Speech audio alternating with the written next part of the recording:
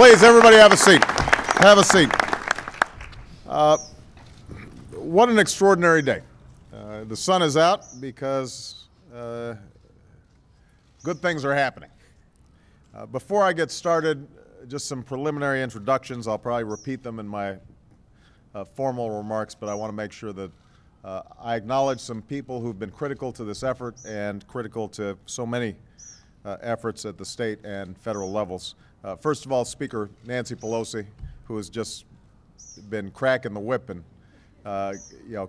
making Congress so productive over these last several days. We are grateful for her. My wonderful Secretary of Transportation, Ray LaHood, is in the House. Lisa Jackson, the outstanding administrator of EPA. Some of the finest governors in the country are here. Let me take them in order of good looks. Sorry, Arnold. Jennifer Granholm of Michigan. Governor Deval Patrick of Massachusetts. And Governor Arnold Schwarzenegger of California.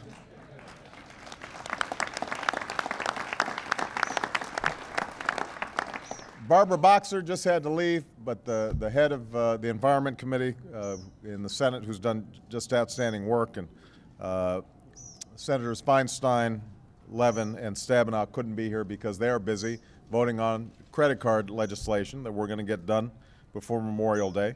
And we've got two outstanding members of the House of Representatives, John Dingell. Where's John? Right here. The Dean of the House, and who's done so much extraordinary work around these issues, and Sandy Levin. Please give them a round of applause.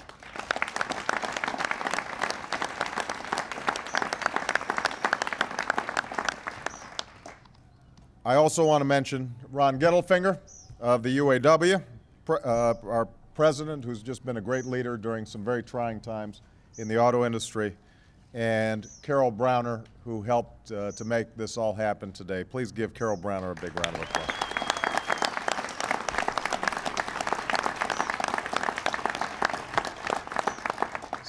Since I'm acknowledging everybody, I'm in a voluble mood today. Let me go ahead and acknowledge my other members of the cabinet who are here, who are part of our Energy Green team and do just outstanding work on an ongoing basis. First of all, my Secretary of Labor, Hilda Solis.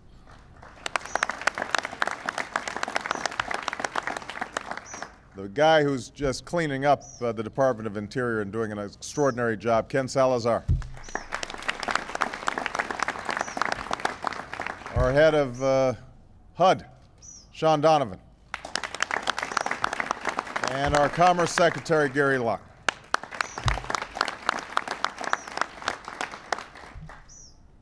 Now, thank you all for coming to the White House today and for coming together around what I considered to be a historic agreement to help America break its dependence on oil, reduce harmful pollution, and begin the transition to a clean energy economy. This is an extraordinary gathering. Here we have today, standing behind me, along with Ron Gettelfinger and leadership of the UAW, we have 10 of the world's largest auto manufacturers. We have environmental advocates, as well as elected officials from all across the country. And this gathering is all the more extraordinary for what these diverse groups, despite disparate interests and previous disagreements, have worked together to achieve. For the first time in history, we have set in motion a national policy aimed at both increasing gas mileage and decreasing greenhouse gas pollution for all new trucks and cars sold in the United States of America. And I want to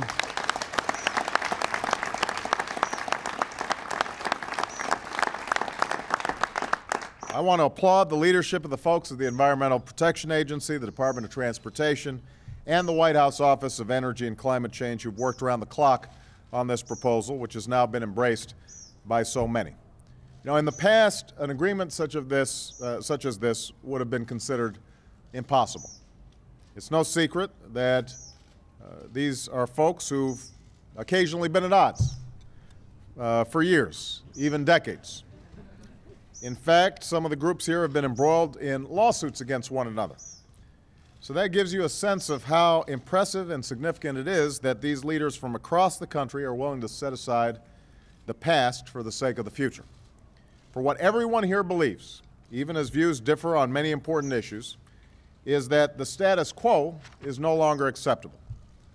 While the United States makes up less than 5% of the world's population, we create roughly a quarter of the world's demand for oil. And this appetite comes at a tremendous price, a price measured by our vulnerability to volatile oil markets, which send gas prices soaring and families scrambling. It's measured by a trade deficit, where as much as 20% of what we spend on imports is spent on oil.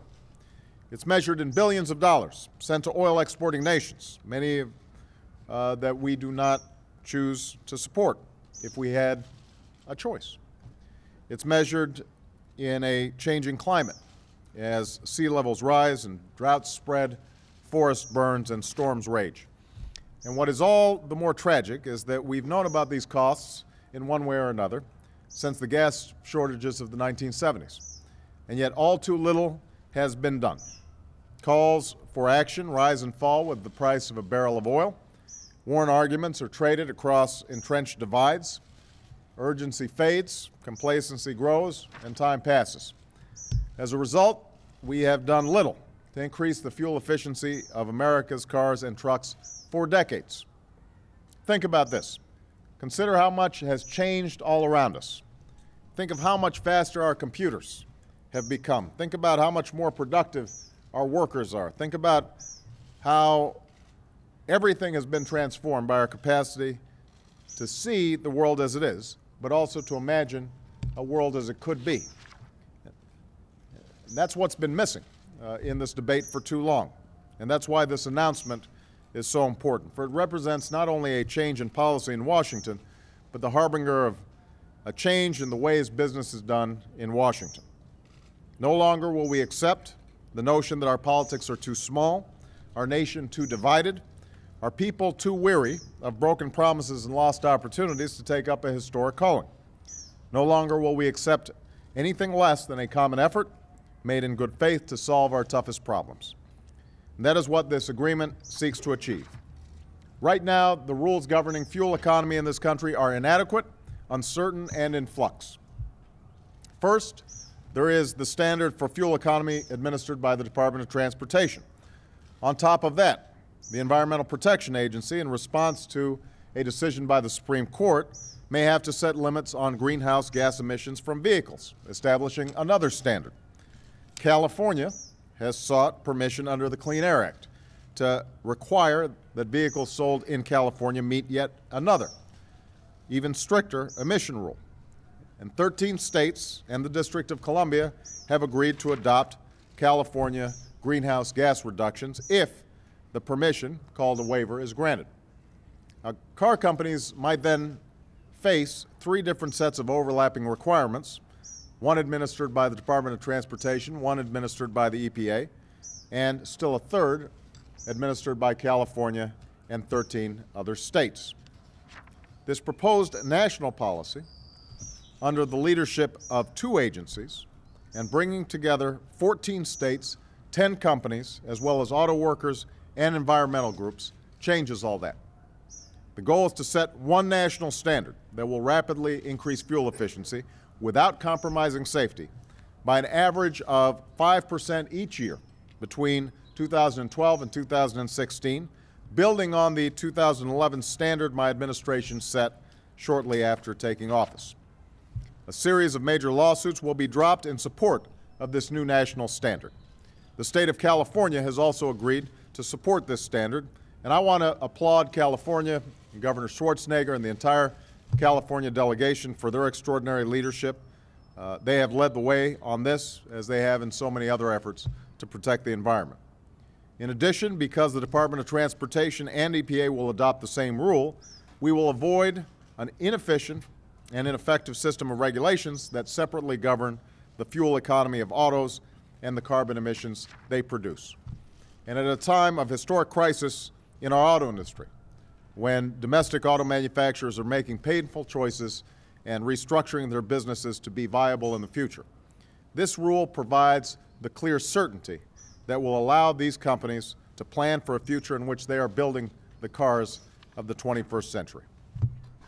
Yes, it costs money to develop these vehicles, but even as the price to build these cars and trucks goes up, the cost of driving these vehicles will go down as drivers save money at the pump. And this is a point I want to emphasize. If you buy a car, your investment in a more fuel-efficient vehicle as a result of this standard will pay off in just 3 years. 3 years' time, you will have paid off the additional investment required. So this is a winning proposition for folks looking to buy a car. In fact, over the life of a vehicle, the typical driver would save about $2,800 by getting better gas mileage. And the fact is, everyone wins. Consumers pay less for fuel, which means less money going overseas and more money to save or spend here at home. The economy as a whole runs more efficiently by using less oil and producing less pollution, and companies like those here today have new incentives to create the technologies and the jobs that will provide smarter ways to power our vehicles. And that's why in the next 5 years, we're seeking to raise fuel economy standards to an industry average of 35.5 miles per gallon in 2016, an increase of more than 8 miles per gallon per vehicle. That's an unprecedented change, exceeding the demands of Congress and meeting the most stringent requirements sought by many of the environmental advocates represented here today. As a result, we will save 1.8 billion barrels of oil over the lifetime of the vehicles sold in the next 5 years. Just to give you a sense of magnitude, that's more oil than we imported last year from Saudi Arabia, Venezuela, Libya, and Nigeria combined.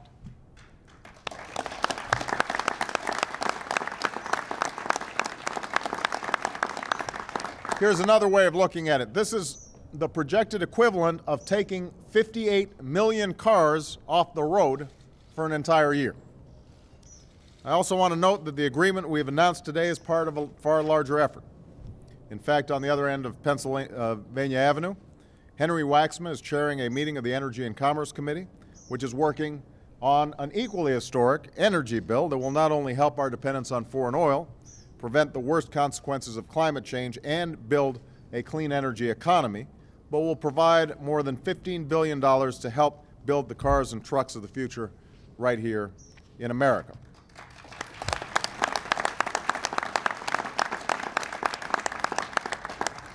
And the recovery plan we've put in place, as well as the budget that builds on it, makes historic investments in a clean energy economy, doubling our capacity to generate renewable energy like wind and solar, investing in new battery technologies for plug-in hybrids, and building a smarter, stronger grid on which the homes, businesses, and vehicles of the future will run.